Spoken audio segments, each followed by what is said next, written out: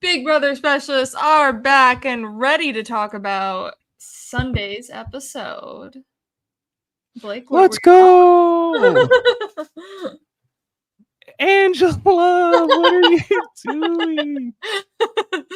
That's Angela, that's gonna be us why? the entire time she's on our screen is just Angela. Come on. It was so interesting her being like, I'm gonna say all the HOH questions and talk like this. And she's so excited. And then like by the end of the episode, she's like, I'm nominated. This is the worst. Like I don't know. It's something where you're like, I wasn't okay, expecting to be nominated. yeah, like how? And like Big Brother's a hard game that's gonna mess with you and whatever. And some people are mentally fortitude of like, who cares? I'm just gonna go out there and do it.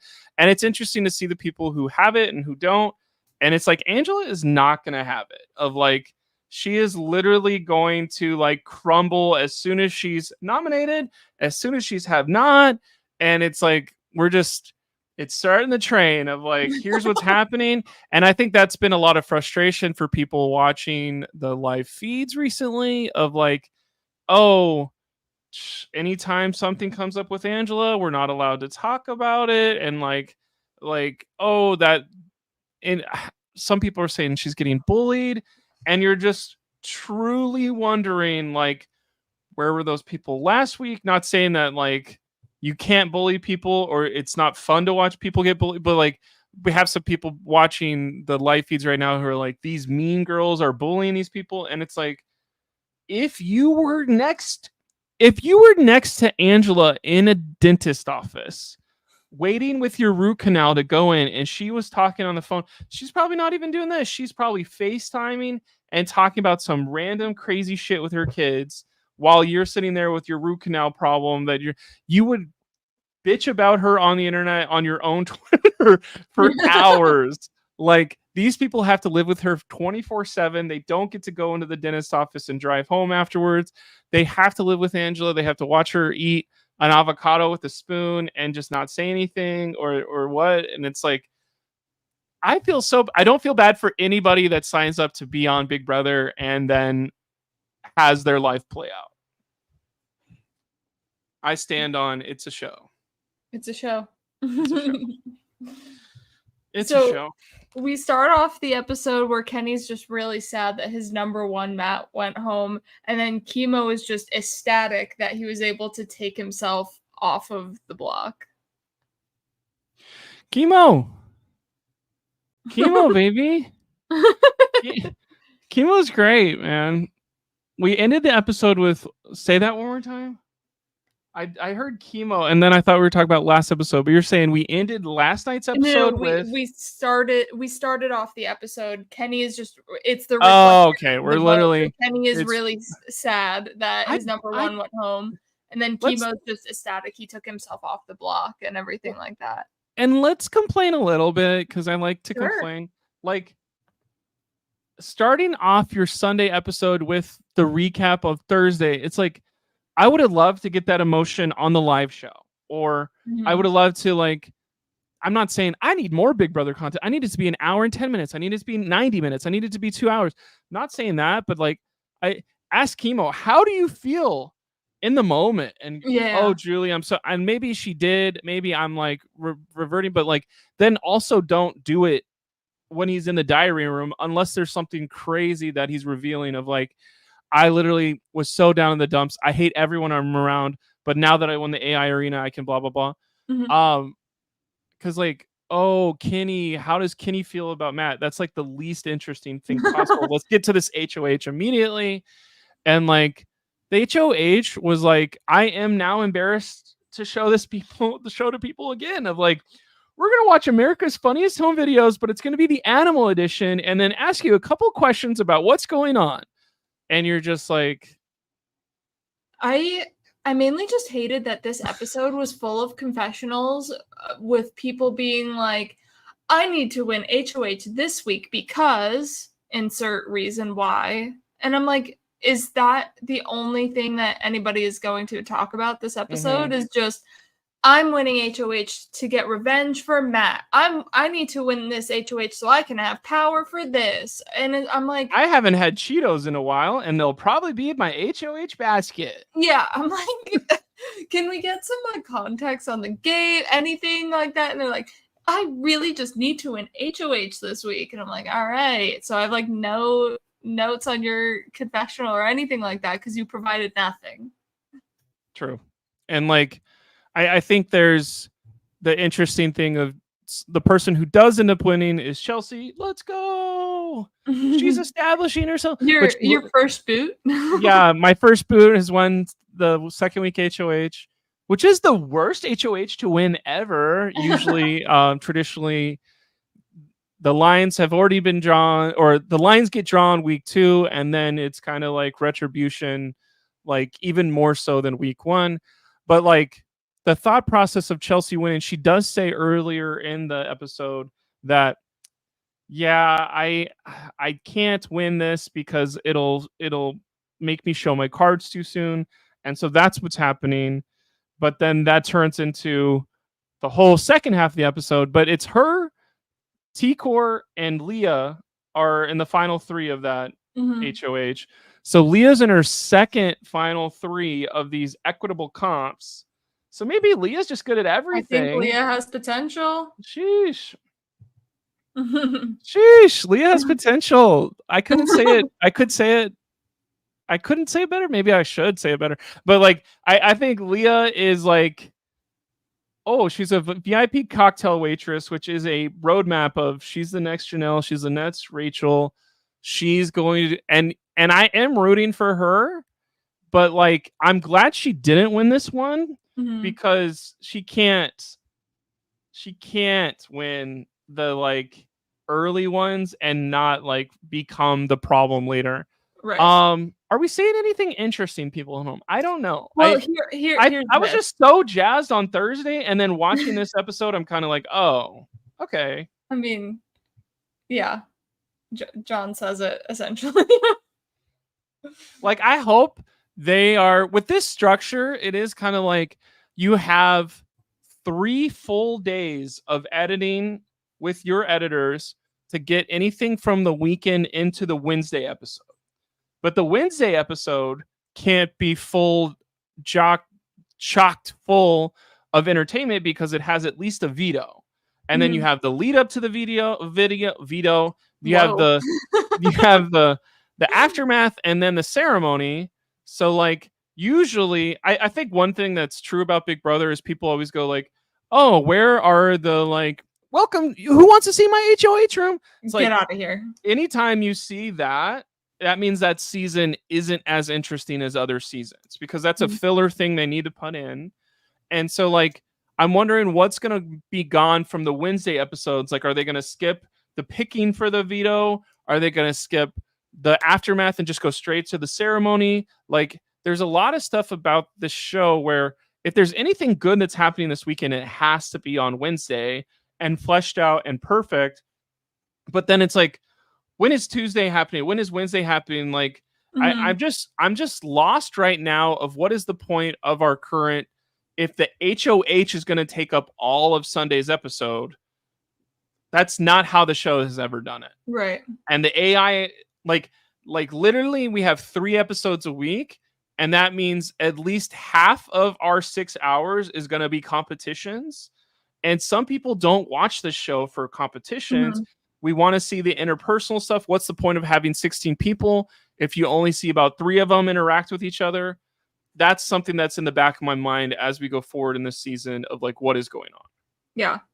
What were your thoughts on Lisa trying to make it look like she voted Matt out of the house and then Chelsea just not buying it? Anytime Lisa's on screen, I'm like, this is a very bad player. Like, it does feel like Lisa is just, why has nobody tried this? And it's like, because that's a really bad idea. and like, because you're living with these people 24/7. Can you keep up the lie that whole time? Is somebody going to look at your eyes when somebody mentions Matt and go, well, Lisa's eye twitch when someone said Matt? No, they're not saying that because they're already annoyed with you so much about everything else that they're just going to go like, I don't care if she voted for Matt or not. Get her out of here. Yeah. Which like is like, welcome to the show, Tucker. Tucker has like a 5-minute segment about how much he Montage of I doesn't hate like. Lisa. Yeah. And I was like, let's go. Cause I like Tucker, but Lisa is another person where, oh, I got stuck in an elevator with Lisa for 2 hours. You would talk about it for the rest of your life. Of like, Mhm. you'd be on your deathbed when you're 145 years old, being like, and at least I'll never have to live with the memory of the elevator that I was on with Lisa for 2 hours back in 2024. And like, these people are living with her all the time. And like, I think legitimately the stuff that, what's funny is there's like people making up stuff on the internet about like feeds and stuff. So Mhm. if I ever step right into a hole, I hope I break my ankle and like lose the whole podcast and it gets ripped from our hands. But like, she's putting edible glitter in people's food and Mhm. being like, I don't you don't want need this? more microplastic. And like, legitimately it's something. Okay, well, we said this last time, like, you're gonna say anything different about this, but I cannot get over like that, or like, I put some oil on your pillowcase so you'll sleep better, is like one of the most insane things. Of like, do not mess with people's food and do not mess with where people sleep, is like, even in the Geneva Convention or some bullshit of like, Mm. like, you don't poison people in war. Yeah. Like, you have to shoot them with like it's something where you're like, human decency or human rights or whatever, where does this fall in this, is very interesting. Yeah. I mean, Tucker just wanted to make some chicken wings, and then she was like, I'll make shrimp too for surf and turf. And he's just like, I just want to make some chicken wings. Nobody's thinking about chicken when they say turf at all. What the hell? Then she um, recooked the shrimp. That sounds not good. And I don't Angela know. goes, She that's just why those toilets have been getting being extra used. used. I was like, oh my God. Yeah, apparently she just makes food and is just like, here, and just lets it sit. Like, what? Why do you just cook food? I guess because you're bored, but I like, guess because you're bored and you're a chef. Like, and would then I she's just, exercising while cooking with that the was medicine crazy. ball. That was legitimately like, what are we doing here? Um, it was interesting. Like, we're not going to have mascots every time. So I was Mhm. wondering if that was going to come around. Of like, I guess they absolutely lost a competition, but I was wondering if like one of the have-nots would also have to wear the microchip thing. But Mm, I guess we haven't got to Veto, so maybe that could happen. yeah. Um, Interesting seeing more about Chelsea. It seems like she is smart. Mhm. She does take the time to go, what does everybody want? How is everybody feeling? Yeah. And like, everyone is feeling the, well, I don't ever want to live underneath an Angela HOH ever again. Yeah. Kenny seems really sad, and And Lisa's then kind of weird. So like those three nominations for her seem like not only no-brainers, but like, which one of those three people would like actively try to get her nominated on someone else's HOH? And like, Mhm. you just have to hope that whoever does stick around through a veto, through a AI competition, doesn't like, I blame it all on you, Chelsea. Yeah, and she also was toying with the option of putting up Mackenzie as well, because Mackenzie spilled the beans on her veto, so maybe just to like use it, but then she was worried about Mackenzie targeting her later on in the game, because Mackenzie would be coming off of the block most definitely. Oh yeah, like, So, and I think that's a smart thing. Like, we have that 5-second clip where it's like, now that she's told me this information, should I use it to get her out or should I keep her closer? Like, for as much as like, ooh, what strategy? Like, that's baseline strategy going in this game mm, of like, I do think it makes sense if you aren't friends with Mackenzie. Like, I have the power right now. Waiting till I win the power next time is kind of crazy. And like, letting someone that you're not close to keep their power and get further by another week is kind of like, you probably should be doing this. Like, come on. Yeah. A lot of people also wanted to, like, I mean, basically just Leah Mackenzie wanted to win for Matt, and I feel that's so cringy when it's like, I want to win for the person who just went out of the house, and like they were with them for a week, and I don't know. I just felt like that whole segment where Leah comes into the bathroom, like closes the door and immediately like ugly cries with Mackenzie, and they're like, "We need to do this for Matt." 24/7. Like, I think that's the thing where, who have you hung out with for 24/7 besides roommates, besides girlfriends or whatever? But it is kind of like, whenever you go on a, like, that's the joke, is like, we're all going to Miami as friends and we come back and the whole friend group hates each other. It's like, Mhm. being together 24/7, you do find, well, these are the three people I can go to and hang out with. Like, maybe it's not like lifelong bonds. Like, I'm sure there's people that were on Big Brother 3 together that still check in 20 years later. Yeah. And like I think that's the part where, when you're watching, you're like, okay, I have to be like, if somebody got rid of my only friend that I liked in this Mm. and my back's against the wall, I'm not gonna go, hopefully I win. It's be like, okay, yeah, I could do this Yeah. for, like, if I got jaw surgery and you had to do this whole podcast, you'd be like, I'm doing this for Blake. No. You wouldn't? I'd be like, That's Phil, crazy. Big Brother's over, man. Sorry. That's Blake so got jaw crazy. surgery. That's messed up. I did not like the competition. I'm ready to take a stance of, I do not like the AI stuff. And Okay. I truly think we are just, I mean, if you know about what I complain about on Survivor, it's going to be like, as we're getting more and more, I can see the cracks in production of, Mhm. like, we don't want a weird live moment. So instead of having weird live moments where it's like, are you locked or not? Like, we used to do that Yeah. for 15 years.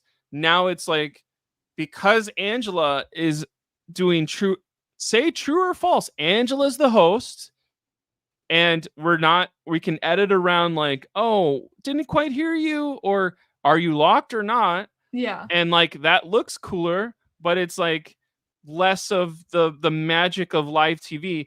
If the whole thought process of Big Brother and why it's fun is live TV, but we're eliminating all the live stuff from it, now Big Brother is less fun. Well, I also think with this comp, they had the true and false cue cards almost, when a lot of times they have the rotating squares and they forget to reset. So this was a lot easier to remember to reset, because you just take off the cue card, listen to the question, or take off the cue card and leave. So I think they would have had a better live introduction. Right. And like, I think, is Big Brother, is CBS, is whoever cutting corners. And like, I know maybe it was the other way around of criticizing, like, Big Brother 16 episode 2 or week 2 HOH is like, we bought 80,000 bouncy balls, and you're like, oh, okay, that's kind of wasteful, and like, I bet they were cleaning that up for 6, but like, we're doing a America's Funniest Home Video reel, Yeah. and like, I hate the AI thing. That's what I'm trying to say right now. Is Ainsley did studies on I humans, hate and it. she saw that they love I funny hate it animal videos. So because we're you're gonna like, put funny you're like, animal videos. who does this work for? And I think it works for people that are under 10 and over 50, of like, this doesn't, that's not how AI works, or like that, like, what are we talking about? And like, AI is not something I want to really normalize or like accept in my weekly dialogue and whatever. And you're like, okay, equitable stuff. Actually, it's not equitable. I have poor short-term memory. And like, I can't think of more than 5 clips, and we're going, was that clip number 4 or not? And it's like, I would like to flex my muscles and whatever. And like the funny Fanimal videos, it's not as iconic. Here's what I'm actually saying. Whenever we do this stuff in flashbacks, like 10 years from now, they're not going to go, do you remember that funny farm animal HOH in week 2? Mhm. It was iconic when Chelsea won that and then took out those girls. And it's like when someone's launching a ball and it goes into the perfect spot and whatever it is, like, oh, that's really cool. Or when it's balance beam time and someone runs the balance beam way faster than everyone else in front of everyone else and they go, oh my God, like Mhm. that is visually cooler and something I can remember about for years. I'm Yeah. never going to go, what question did Chelsea win? I don't care. If we're doing some sort of like, I guess, trivia based one, I like where they have like either the multiple buttons or something where they're facing off against each other. They pick 2 more knockout. people. Yeah. Like anything knockout like that. Like if you have the time and it's not live, let's reveal the pecking order immediately and have everyone hate each other when there's still 15 people, not whenever like, okay, we got all the ones that everyone hates. Now reveal it. It's like, no. Literally have Angela go, the first 2 people have been randomly selected. And then like, but you're going to be picking the rest, and have everyone go, oh no.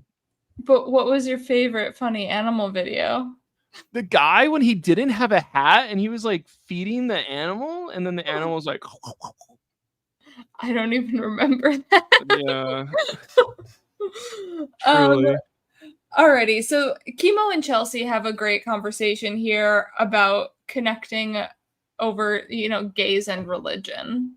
Because Chemo's gay, was growing up in a Christian household. Chelsea and her family are very religious, and she has a gay brother. So they kind of like related on certain things because, Chemo's dad was a pastor. And we just had like a nice conversation. We had a nice conversation. I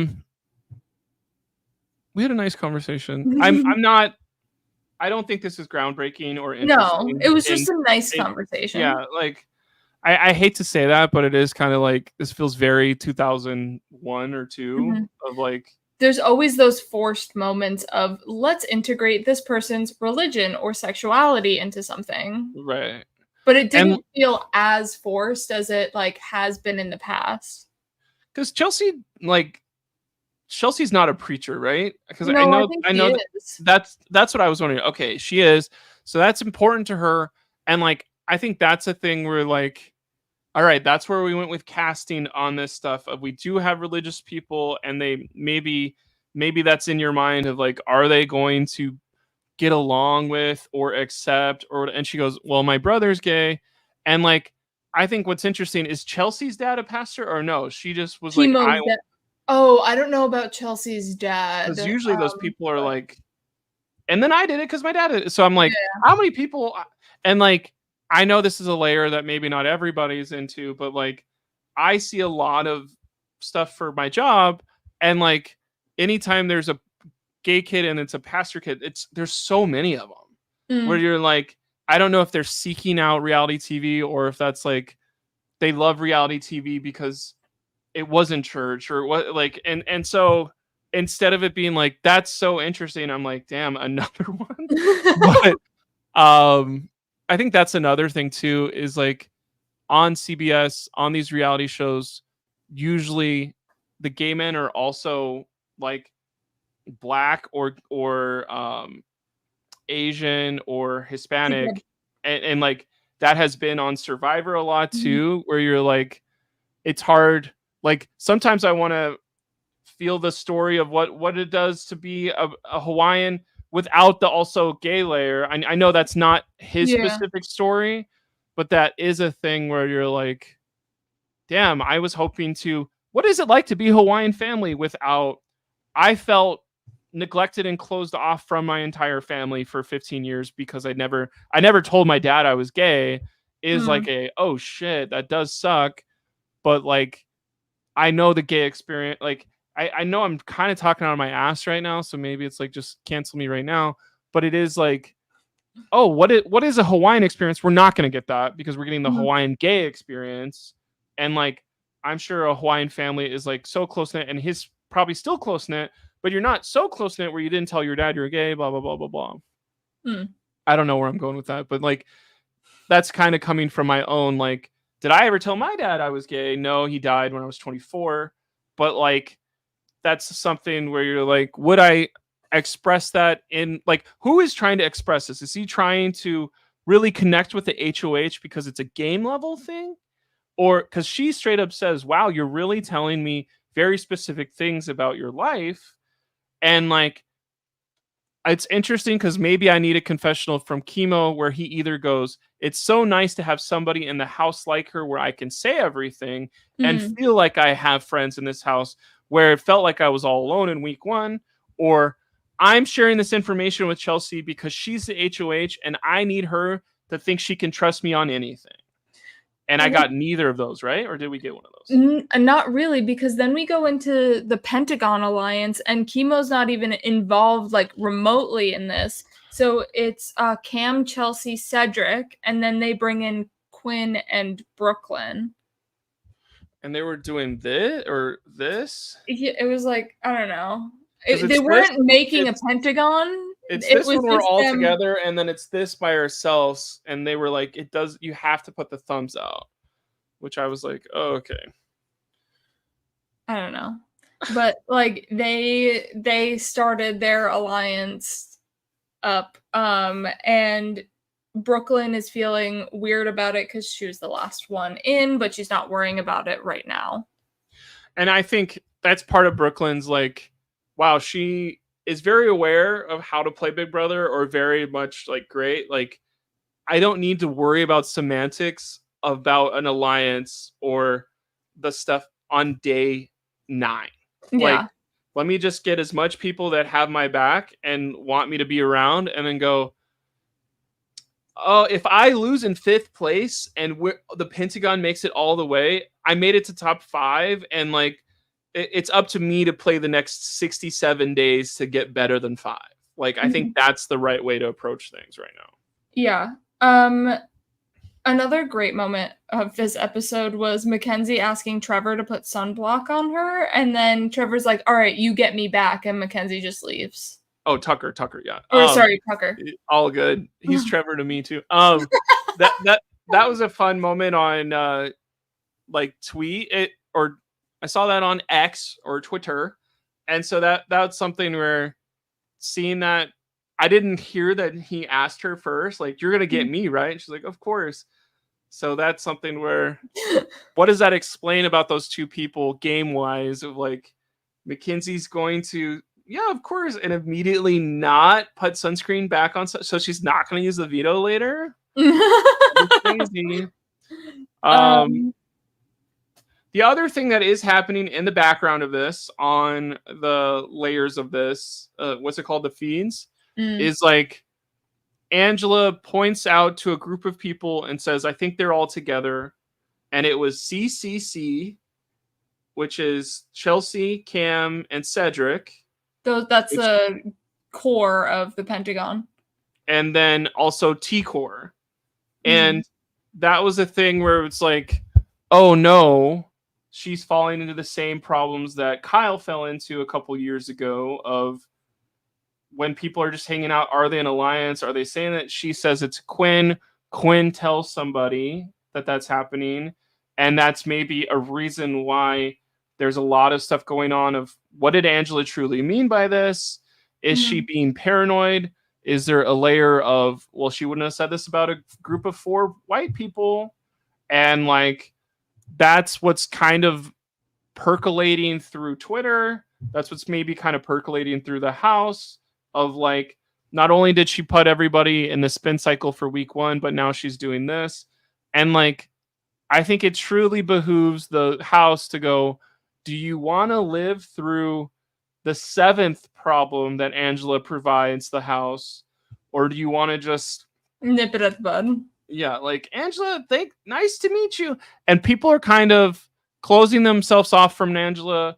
We see a couple people. I'm sure this will be on the episode Wednesday of like just walk right by her, and as she's eating an avocado, there is a clip that's going around of her confronting Quinn about what he said or who he said this to, because she said to Quinn, "Look at that group out there," and Quinn being like, kind of caught in a lie. Kind of Angela is correct about what she's accusing him of, but like it's kind of seems like Angela is like not dead on arrival, but she's kind of checked out of the game based on my latest thoughts about what happened over the weekend or whatever. Do you think she could get removed from the house? No.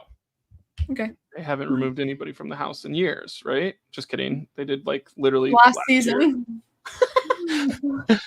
Which is kind of 1.1 years, so technically correct. I don't think she would not get removed for being anything she's saying. I think she would get removed of like, this isn't what I thought it would be, and like, but like, I think there's all the parts we love about Angela is why she wouldn't last in the house longer than a month. Do you think she pitches a valid argument to Chelsea for saying, I could be your shield, I'm a loyal ally, just give me the chance, I will like help you throughout the game and, you know, block any votes and all that jazz? No. I think what's funny about the shield argument is like, it is final 15. Like, I don't need shields at final 15. I need worker bees. I need swords at 15. Like, who wants to be a sword for me, not a shield for me? Like, are you going to win an HOH and go after people that are after me? Like, that's what a Pentagon would do of like, we're covered from all sides. I hate the word Pentagon, to be honest, because it's literally what we kind of equivalent the military to in our country. So it's like, I'm like, are we talking about the military? Or like, you won't believe what happened with the Pentagon. And I was like, I don't know. And like, why do we need a shield? If she's a shield for me, she's also a shield for other people. And you don't get to control who she's the shield for. Yeah. Because like, I think there's the idea of, if she's on the block, would she go home? And she's gonna be she's could win a veto. If Angela's on the block, does she go home, or is there the idea of like, well, we can keep dragging her because she may quit anyway? Is like and both of our men and women over 50. Is Kenny 50? Kenny's 40 something. Both of these people are kind of like, checked out already, less than 15 days in, and you're like, maybe casting 24-year-olds that have nowhere to be is the way we get a good season of Big Brother. But like, I just think there's some frustration because in casting, there's been a couple people that we put on Big Brother Canada that were like, I'm over this in a weekend. And you're like, how do you go from, I will do anything it takes to win this money, and then 15 days later, you're like, I've got a great family at home. I don't care what happens to me at all. What? So the rest of the episode, basically the Pentagon meets about the noms, and it winds up being the noms that they meet about, and it's Kenny, Angela, and Lisa up on the block. True. That's it. And the Lisa stuff, she looks like to be the real target, in my opinion, of like, I think Lisa is I know Angela already won an HOH, but like Lisa won a veto. Lisa already won a veto. So you're giving these opportunities. Like, I think that's a good way to play it, of like, if you're a competition winner and you win the HOH, you can put other people up. It's like, put the people up that have already won some stuff, so they look like even more threatening when they win their second one or their third one. And you're like, oh, mine was a fluke. They've got like 2 already. Yeah. So out of here. Now we'll talk any live feed stuff that are like more spoilery, if you have any that you want to discuss. Because that's pretty much the episode that happened. If you're not watching feeds, turn off the thing now. And don't look in the comments. Or you could just mute it and give us the view. That's fine too. Oh my gosh. So we have the veto winner. And the veto winner is Sweet Kenny K which is just such a like, thank God. I Thank know. God I he was could not have gone stressing. home. And I think that kind of clouded how are we talking about him of like, because normally I probably would have been like, I hope Kenny goes this week, but I know it's not possible. But like the thought process of Kenny has won the veto. Why did he win the veto? Is it something where I just love competition so much? Or did he actually want to win? Does he want to take himself down? Does he want to play part of this game? And then like, I think what's happening right now, because we're always going to be doing this Monday at noon, that's always when the replacements happen. So if we go look at this, do we have a replacement nominee yet? Because I think it usually takes them like a couple hours to do it.